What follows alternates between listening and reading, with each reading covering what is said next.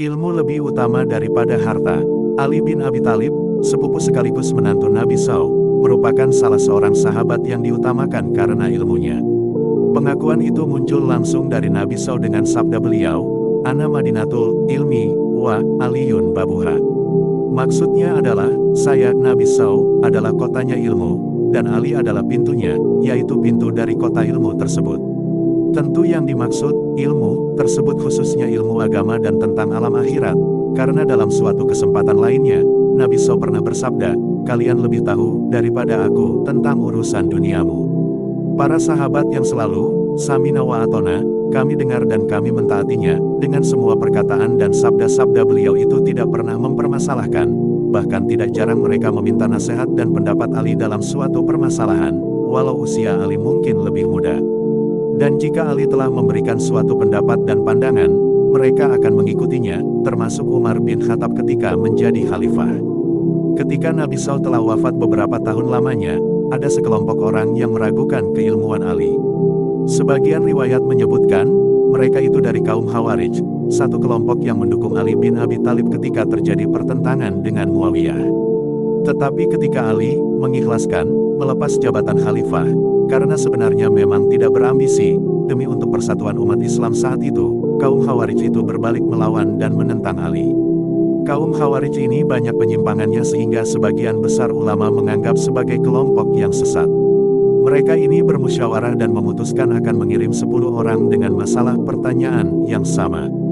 Jika Ali memberikan jawaban yang sama walau dengan pertanyaan yang sama, maka sebenarnya Ali tidak pantas menyandang gelar sebagai pintunya ilmu sebagaimana disabdakan Nabi SAW. Orang pertama datang menghadap Ali dan berkata, "Wahai Imam Ali, manakah yang lebih utama, ilmu atau harta?" "Ilmu," kata Ali. "Mengapa ilmu lebih utama?" katanya. Maka Ali berkata, "Sesungguhnya ilmu itu warisan para nabi, sedangkan harta itu warisan dari Qarun, Firaun, Hamam, Syaddad dan lain-lainnya." Orang pertama itu membenarkan dan berlalu pulang. Tentu saja jawaban Ali tersebut bersifat umum, karena ada juga orang yang diberikan kelimpahan harta, dan bisa memanfaatkan dengan baik untuk kemanfaatan hidupnya sesudah mati, baik di alam kubur, terlebih lagi di alam akhirat. Misalnya saja Ummul Mukminin Khadijah, Abu Bakar As-Siddiq, Utsman bin Affan, Abdurrahman bin Aus, Qais bin Sa'd bin Ubadah, dan beberapa sahabat lainnya. Intinya, jika harta itu berada di tangan orang yang dermawan dan sangat peduli pada kaum fakir miskin, maka kedudukan harta tidak kalah utamanya dibandingkan ilmu. Orang kedua datang menghadap Ali dengan pertanyaan yang sama, dan Ali menyatakan ilmu lebih utama daripada harta. Tetapi ia menyampaikan alasan yang berbeda, ilmu akan menjagamu, sedangkan harta, engkau yang harus menjaganya. Orang itu membenarkan Ali dan berlalu pulang, menyampaikan jawaban Ali kepada mereka yang menyuruhnya. Ketika orang ketiga datang dengan pertanyaan yang sama, Ali memberikan jawaban yang sama pula, kemudian ia menyampaikan alasannya, pemilik ilmu banyak sekali sahabatnya dan murid-muridnya, sedang pemilik harta akan banyak sekali musuhnya, dan orang yang bermanis muka hanya untuk memperoleh pemberiannya, walau mungkin di dalam hati membencinya. Orang itu membenarkan Ali dan berlalu pulang, menyampaikan jawaban Ali kepada mereka yang menyuruhnya. Ketika orang keempat datang dengan pertanyaan yang sama, Ali memberikan jawaban yang sama pula, kemudian ia menyampaikan alasannya, ilmu akan bertambah jika engkau gunakan, sedangkan harta akan berkurang jika engkau menggunakannya. Orang itu membenarkan Ali dan berlalu pulang, menyampaikan jawaban Ali kepada mereka yang menyuruhnya. Ketika orang kelima datang dengan pertanyaan yang sama, Ali memberikan jawaban yang sama pula, kemudian ia menyampaikan alasannya, pemilik ilmu akan selalu dihormati dan dimuliakan karena ilmunya, tetapi pemilik harta, akan ada saja yang memanggilnya sebagai si pelit, karena ia tidak memperoleh bagian dan manfaat dari harta tersebut. Orang itu membenarkan Ali dan berlalu pulang, menyampaikan jawaban Ali kepada mereka yang menyuruhnya.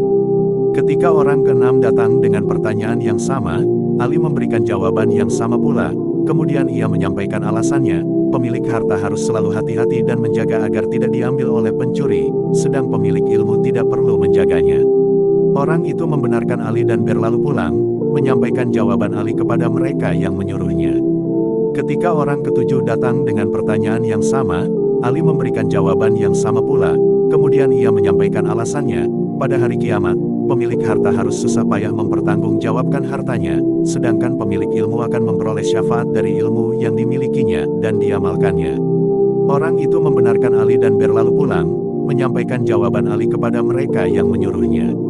Ketika orang ke-8 datang dengan pertanyaan yang sama, Ali memberikan jawaban yang sama pula, kemudian ia menyampaikan alasannya, jika dibiarkan dalam waktu yang lama, harta akan menjadi aus dan rusak, sedangkan ilmu tidak akan menjadi aus dan lenyap. Orang itu membenarkan Ali dan berlalu pulang, menyampaikan jawaban Ali kepada mereka yang menyuruhnya.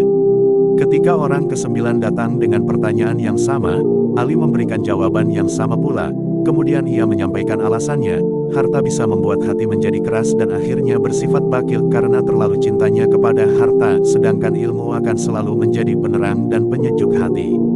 Orang itu membenarkan Ali dan berlalu pulang, menyampaikan jawaban Ali kepada mereka yang menyuruhnya. Dan akhirnya orang ke-10 datang dengan pertanyaan yang sama, Ali memberikan jawaban yang sama pula, kemudian ia menyampaikan alasannya, pemilik ilmu akan diberi gelar sebagai ilmuwan, sedangkan pemilik harta akan dipanggil atau digelari Tuan Besar.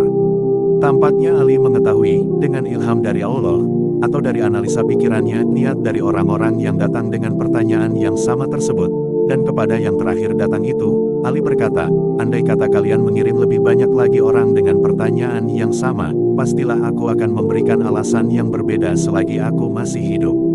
Memang, keutamaan ilmu atas harta tidak 10 itu saja, masih banyak lagi.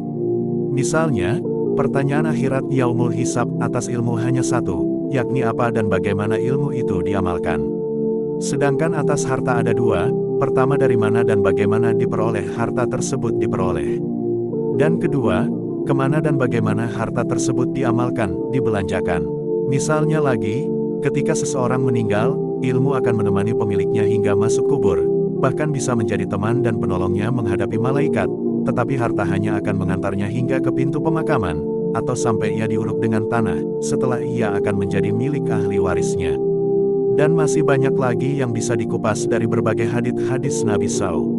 Setelah kembali dan menyampaikan pesan tersebut, mereka kaum Khawarij itu berkhidmat kembali kepada Ali bin Abi Thalib dan memperbaiki keislamannya dengan bimbingan beliau.